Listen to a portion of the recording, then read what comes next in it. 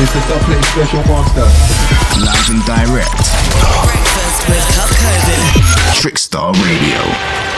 Good morning, my friends, and welcome back to Breakfast with Kovu here on Trickstar Radio. It's just gone at 5 minutes past 9 as we continue the interview hour section of the show, where we continue to have conversations with different artists from around the world about the platforms they are currently running, the situations they're currently in, and of course the music they are making. We love to look into the backgrounds of different artists as well, and we are definitely going more and more international the longer this show goes, and I love every single second of it. Today we are heading back to Zambia. We're talking to an artist I've got a lot of time for, someone whose sound has instantaneously captured me, and I cannot wait to get into this conversation. Man like Holstar joins us on the line this morning. How are you doing, sir? I am awesome. Thank you very much for having me, and good morning to all your listeners. Fantastic stuff. It's great to have you on the line, man. I've been looking forward to this one since we locked it in. There's loads of stuff for us to get into. First of all, though, the thing I love to do is to get a real background on the artists that we bring onto the show. So do you want to talk me through the sort of process of you originally getting involved in music to begin with? Like, how did things all start for you? Right. So I would say I fell in love with music generally because I grew up listening to music in the household. I was the last born in a family of 5. My dad would listen to like country music.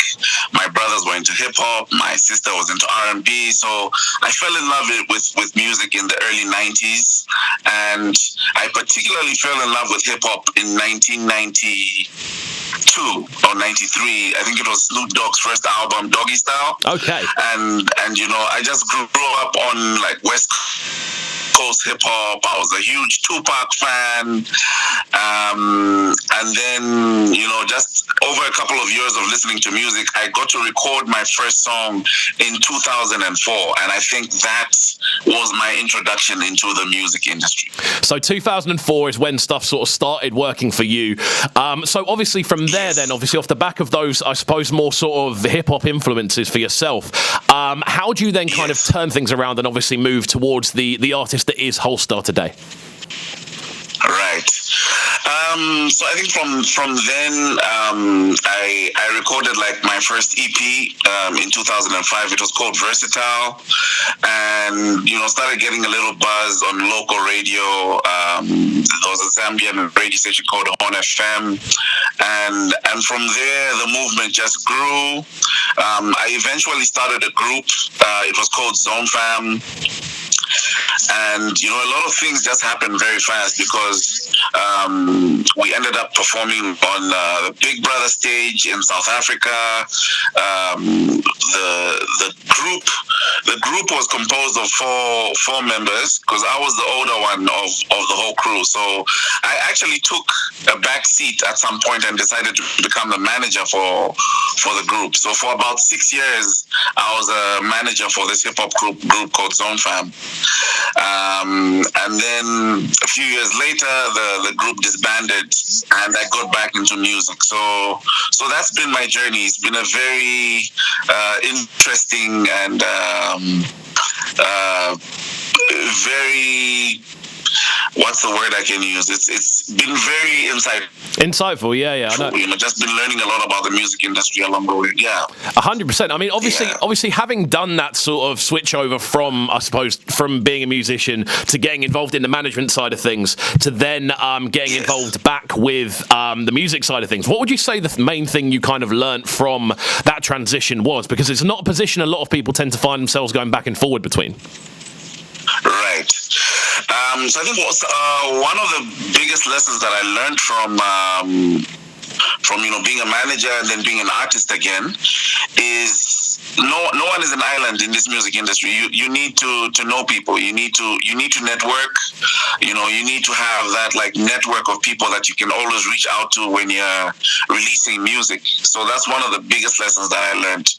And then another thing that I learned is that you don't have to put yourself in a box. You can do anything that you want to do in this music industry. I actually saw a quote from someone this morning that made a lot of sense. That you don't have to be you don't have to make the music industry about competition. You can make it about collaboration, and I think that's one of the most beautiful things about making music. It's collaboration. So, and that's what I love to do. So, those are some of the biggest lessons that I've learned. Amazing, man. I mean, it's great to hear that kind of insightfulness, because obviously you've been involved in this game for a long time. You're someone who I suppose a lot of people do kind of look up to in regards to knowing your stuff, you know. So it must be quite a cool thing to be able to pass on to pass on things like that as you go. But I want to talk more about your sort of sound next. Obviously, you've had an album out moderately recently, which I've heard a few tracks off. I've absolutely loved. Talk to me about the release of the new album and how it's all come together.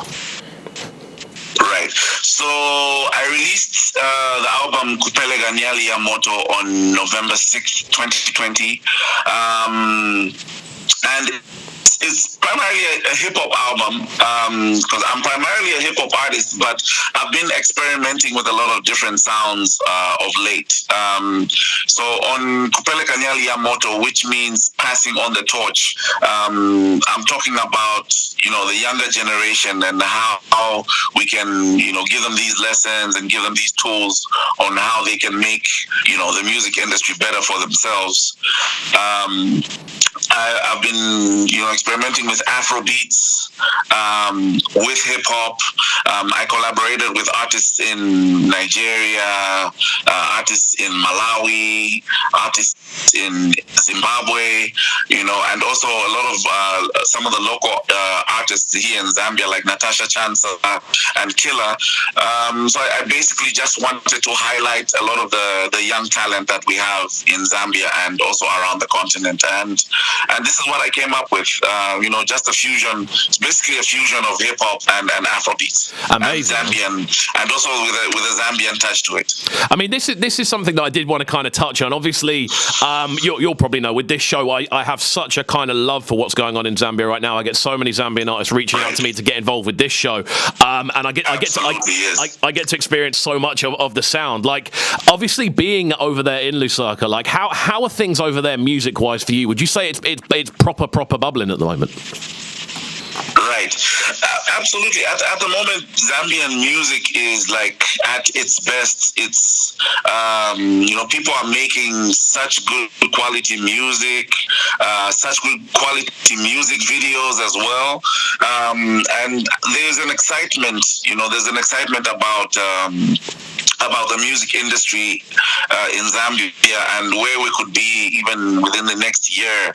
I know that, of course, we do have some countries that are way ahead of us, but I feel like Zambian artists are working very, very hard, and we're definitely going to have a lot of Zambian artists breaking international charts very soon. Of course, we do have some artists that are representing us on the international stage, like Samba the Great, and really, I think people like that have really helped open doors for a lot of Zambian artists. So I'm really excited.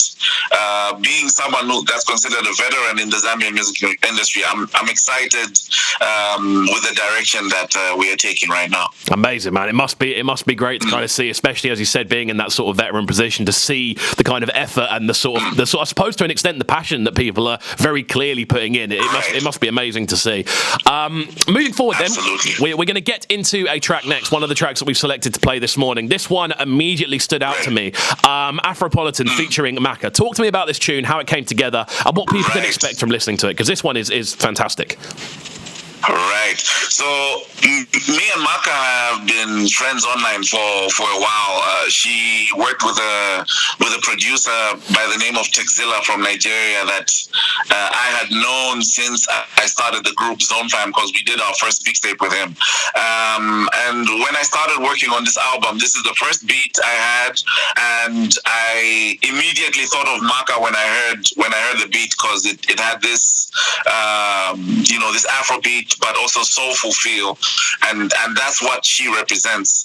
So I hit her up, and I basically just gave her this idea of, if people like Fela Kuti or people like Kwame Nkrumah were still alive, what would they say to the youth of today, especially the African youth? What would they say? And she sent me back that hook, and the rest of the song just basically made itself. And this is how we came up with Afropolitan, and yeah, it's really amazing, and it's really done some wonders for me, for my career, and just getting a lot of play on radio. It was number one, on a few stations, and this is just a beautiful thing to see. It really gave a huge boost to the whole album. Amazing, man. We're going to get into this one right about now. Afropolitan here on Trickstar Radio. We've got Holstar on the line. This one features Maka as well.